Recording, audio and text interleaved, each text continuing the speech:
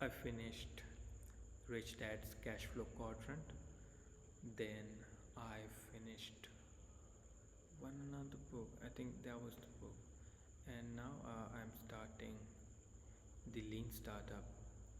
So the I read few pages, out of which what I gained is, let me share that. So you see, so the writer is, yeah, so the book is the Lean Startup, and the writer is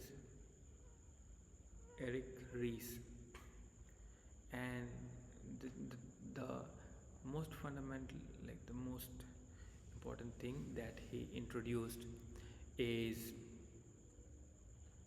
MVP, the minimum viable product, the product which is very early in its stages that you created, but you ship that product in the market, and then you give the constant upgrades for that product. I'm not saying this will work for every startup, but it will work for many startups. The software companies, with the softwares, it will work with the softwares. The you know there is a watch brand, yeah, bits Fitsit or Fitbit, yeah, the Fitbit brand was there. That Fitbit brand also did the same thing. I mean, they did even I mean, they did not even do the MVP. They just created a 3D mock-up rendering of that watch, digital watch, and then just advertised that, marketed that, and that gained the eyeballs, which like which they used for they asked them to they asked them to pre-book book this watch so that you can get it on time, pre-book, wish list. So that's how it was. Well, now the MVP is, it is an actual product, but it is in very earlier stages, and as the customers use, as you get the feedback, you make improvements very rapidly, very often, so often. That's how you make it a great sustainable business. Well, the writer wants us to focus on the boring stuff of the business, like detailed analysis, small choices, management stuff, while many people just see the shining glory of successful startups. The very boring stuff is what lead to that customer. But many things, like it's a shiny thing, it's a new thing, yeah, it is, but focusing on the management is more important. Now, you see, startup is not a luck. It can be engineered by following the right processes that the writer is going to tell us.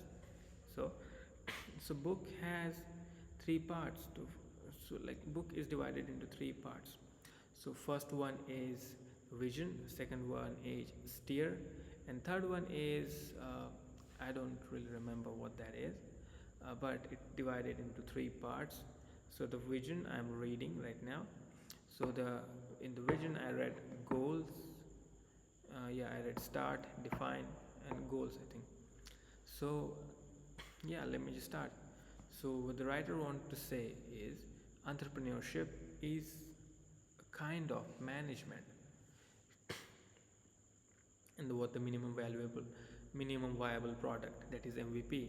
Like, it is the earliest version of a product. You sell this to customers and get paid. Though it's terrible, you provide constant updates very often at the start of every day. Like, talk to customers to get feedback, run experiments on customers. Their feedback is just one suggestion. Like, I have to use my own mind as well to either input those suggestions or not, because the customer wants everything. They want so much value for so little money. So that's the mentality of customer. But we have to gauge what we should include and what we should not. Okay. If the cust so this I just thought this example that if the customer is part of the product development, constant updates constant updates, the customer feels closer to the community instead of giving all updates at once a year like the Photoshop or Adobe does. Like ship these updates one at a time in a weekly or so often basis. It keeps audience hooked to wait for something new, and they think like the company is actually doing something. It is it is not inactive. They're constantly working on improvements. That's how the customers thinks. Even if there are any bugs in the updates, it is still valuable to maintain the community. Well, extremely fast cycle times, focus on what customers want, scientific approach to making decisions. Those are the key things writer wants us to focus on. Extremely fast cycle times means you make updates very fast. Discipline of management of lean startup has derived or include like lean manufacturing. Actually, many management theories have derived from the manufacturing itself. The Ford is the father of that. So, lean manufacturing, design thinking, customer development, agile development. So, what is the customer development? I don't know about design thinking, but what is the customer development?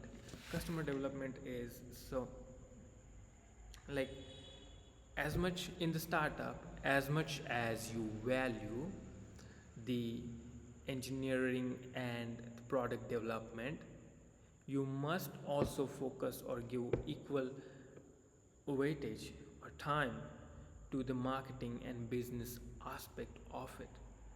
That is crucial. So that was told by Steve Blake, who I think Steve Blank, yeah, Steve Blank it is.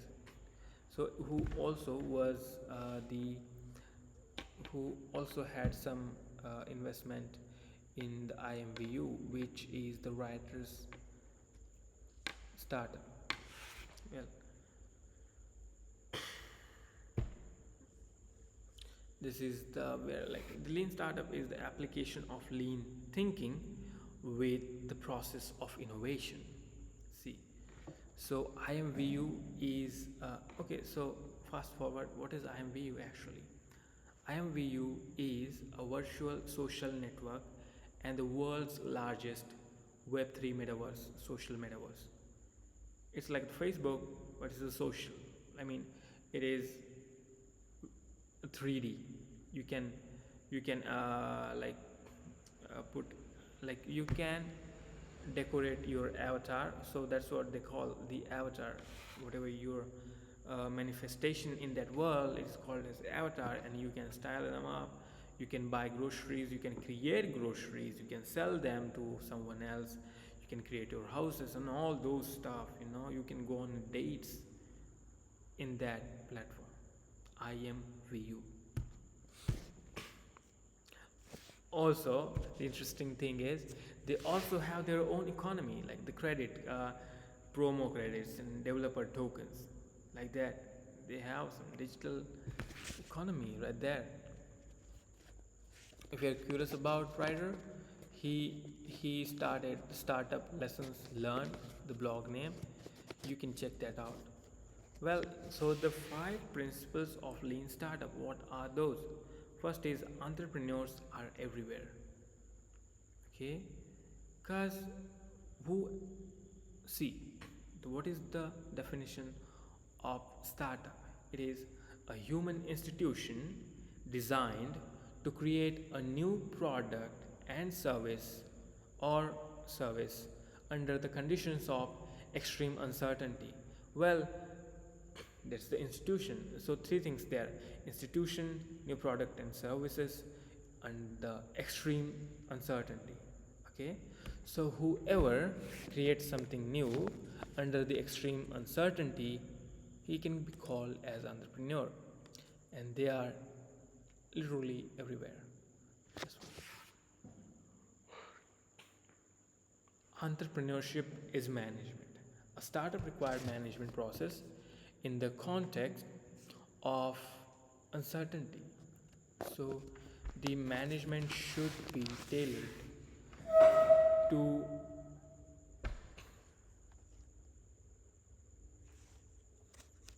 tailored to cater the uncertainty that might come in the process or whatever we are doing. Well, the validated learning. Okay, so what is it? It is experiment with the product and customers often, so that to make it suitable, sustainable business. Okay, make it sustainable business. You do experiment, you make it sustainable business. And experimentation is very important in order to last long, because without experimentations you cannot decide, you cannot measure what the customer wants, right? Well, the fourth principle is build, measure, learn. Okay, what is this? This is a feedback loop, right? And it is like the idea to product, it is the build phase, customer feedback, it is the measure phase, and third learn phase is pivot or persevere. It means either you pivot your strategy, I mean you change some of your strategy and make some tweaks in your product, or persevere of whatever you are doing. Most often you need to do some changes in your product. I'm going to mention that later on. So writer uh, uh, like divided this book into vision, steer, accelerate. Okay, so vision, steer, accelerate, those are the things. In the vision, it is like the writer discusses entrepreneurial management. In the steer, it discusses the build, measure, learn feedback loop. Build, measure, learn feedback loop. And in accelerate phase, like this writer discusses the speed, the feedback loop, organizational design, how products grow, lean startup at large corporations. That's what he discusses about. Well, the first thing, the vision. Okay, so there's one point, is it is like batch size. You know what batch size means? It is in a single batch, uh, however many units of a product are there, it is its batch size. The more the units in a single batch, the larger the batch size. That just I thought you might like the people might like. Yeah. So the lean manufacturing thing, where it has originated from. Yeah, you are right. It has originated from the Japan, the Toyota manufacturing. So they are the most efficient. They have the most efficient manufacturing system. Taichi Ono and Shigeo Shingo. Yeah, I got that right. Shingo. These these people were handling that lean manufacturing. They would like make millions of changes in a year, like from small things, everything. They just make changes. I mean, they just make it better every time. So they are the most efficient in the world.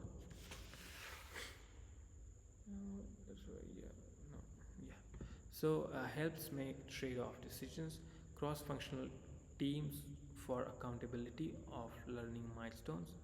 Startup often accidentally build something that nobody wants. Okay, engine of growth. What is it? Everything that comes under the improving the product is the engine of growth for it. Engine gets smoother the more refinement you like are done to it. So whatever the steps are in whatever you're building, or whatever your product is, whatever your business is, you make every process efficient as possible, rigorously, and that's how you make the engine very very fast, make the engine very very smooth. That should be your goal, to make it sustainable as well. Manage startup as a driver behind steering wheel, not the astronaut behind the rocket. You see, thing is, when you launch the rocket, you have to like check every single detail, unless you want to you want rocket, like if you do not do that, the micromanagement thing, like from the 1,000 miles from the earth, the damage can be catastrophic. That will magnify the larger magnitude. And yeah, so you don't want to micromanage everything in the startup. Why? Because startup is under the uncertain conditions. The conditions are uncertain. There are a lot of things you don't know about what is going to happen. This, that. So the management is based on uncertain conditions. That's why you can't micromanage uncertain conditions, right? And in general, micromanagement is not good. Yeah, having SOPs is great, but micromanagement is no. I don't prefer that. So manage a startup as a driver behind the steering wheel. Why? Because driver behind the steering wheel can go here and there. Let's say if there is a tree on the road, he can just take different route. But he has this. He knows, he has the vision in the mind. He has the goal in the mind. He will achieve that either like from any road, right? It's not like he just have to go with that same road. He just have to have 5 kilometer per hour speed, or all those micromanaging thing. He just has to do. He just has to open. He just has to put key certain way, or with the right hand or left hand. That's terrible.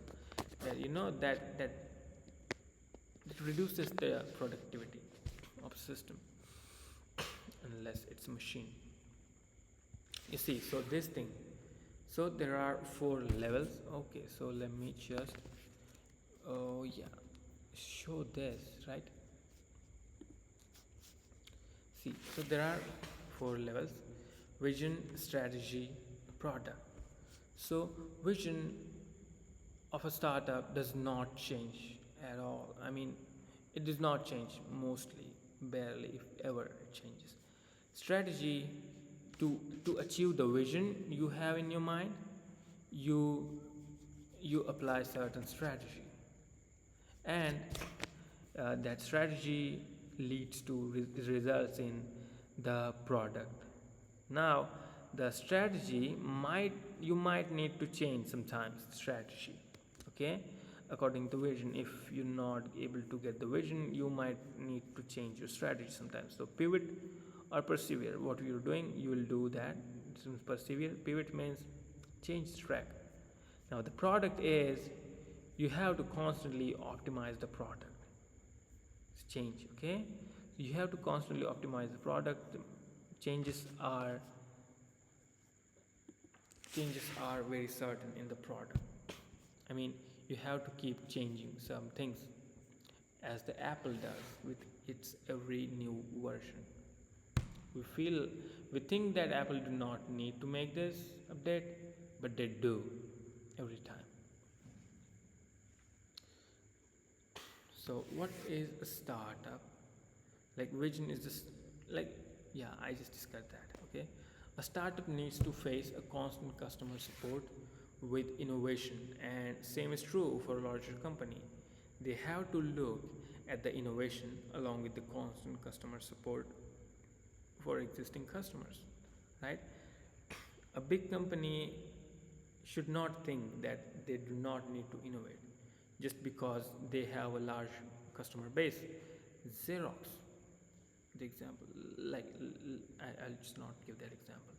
Okay, so, and the small company should not think they should only focus on the investment, like innovation, or like startup should not think they should only focus on innovation. They should also manage the existing customers they are getting. Define. So define phase, right? Entrepreneur is anyone who creates a new product or service under the condition of extreme uncertainty. That's who the entrepreneur is. Startup is a human institution designed to create a new product or service in condition of extreme uncertainty. So this definition of startup has three parts: institution, a new product or service, and uncertainty. Because a startup is an institution, you need a way to manage it. There will be humans, there will be many tasks delegated to this person, that person. So you need to have the management for your startup, right? And there's come the new product or service. So there are some kinds of the new product and services you can go about, new discovery, like every extreme one is the like novel scientific extreme, like you discovered something, you researched something extremely new, different, like something extreme, entirely different, right? That can be a new product or service. And then there's repurposing an existing technology for new use, right? You have some product, you have a tractor you're using for plowing, but you can also use that for maybe some different things, for the travel and all those things.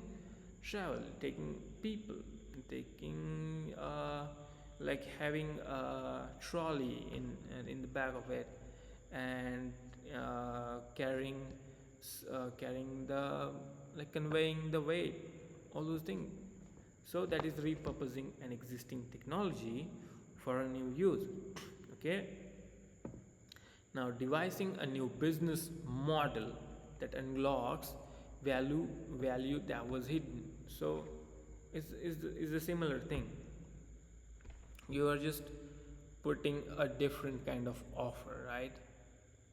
So you're using, like you're in creating an entire like different business model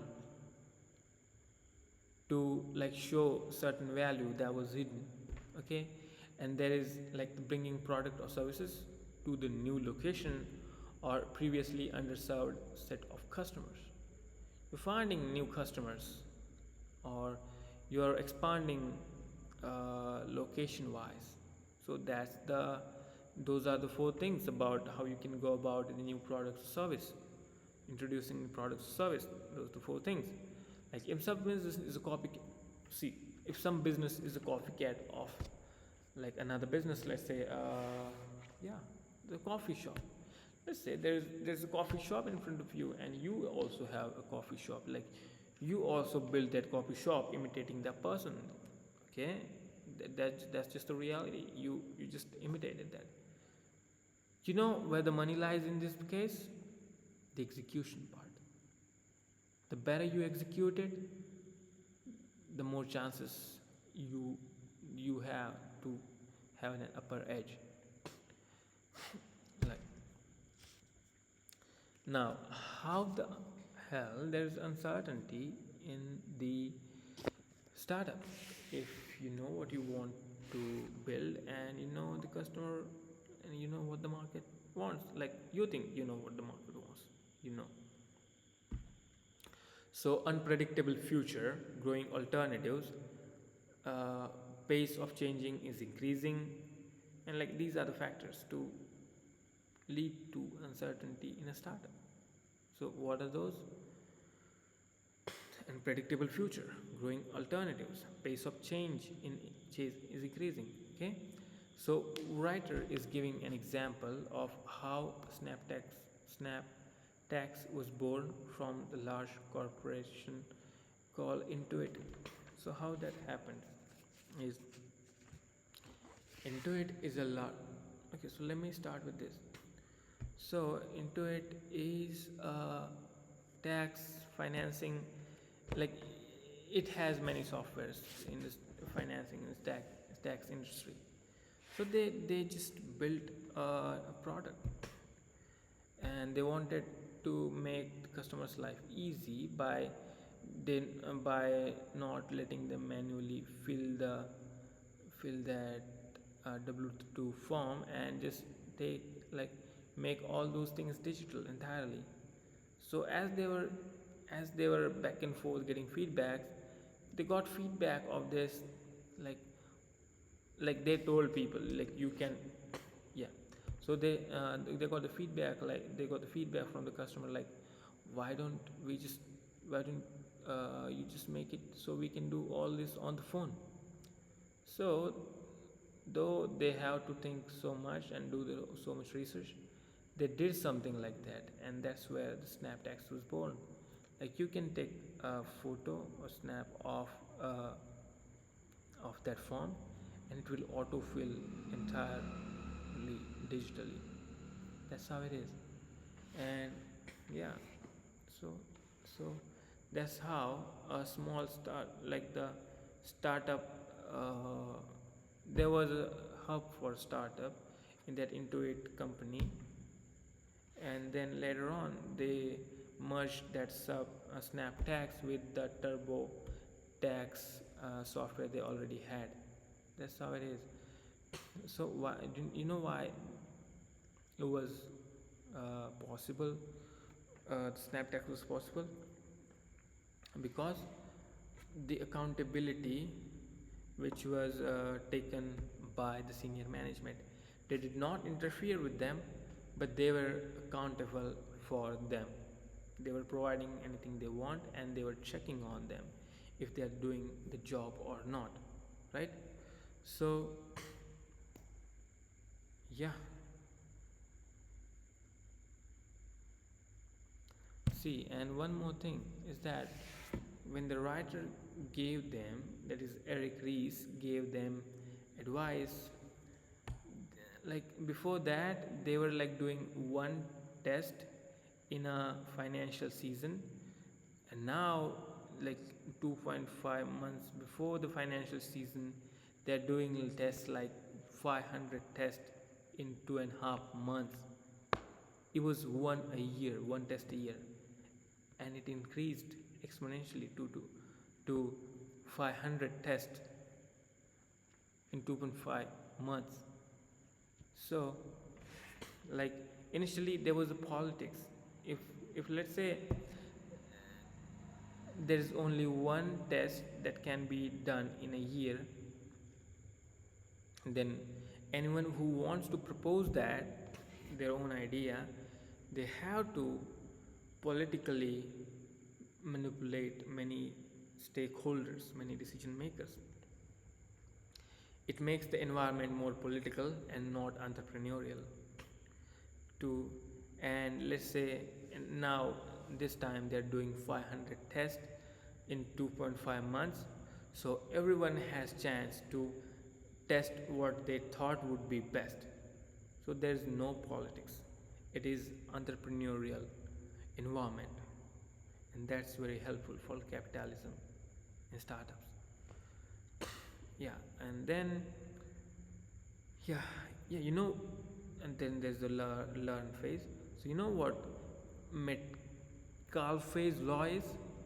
It is the value of network as a whole is proportional to the square of number of participants. That is, more people in the network, the more valuable it is. Let's say you're using Facebook, it is a networking app, right? So if you are only one person in the Facebook, like you won't find it that helpful, that valuable. But let's say you have your entire classroom in the Facebook, you have your all relatives, all friends, everyone in the world is there now, so it became more valuable. Like you can talk to someone, you can share your photo, and someone might comment, like. That's how it is. So it is the Metcalfe's law. Metcalfe's law. Well, that's it.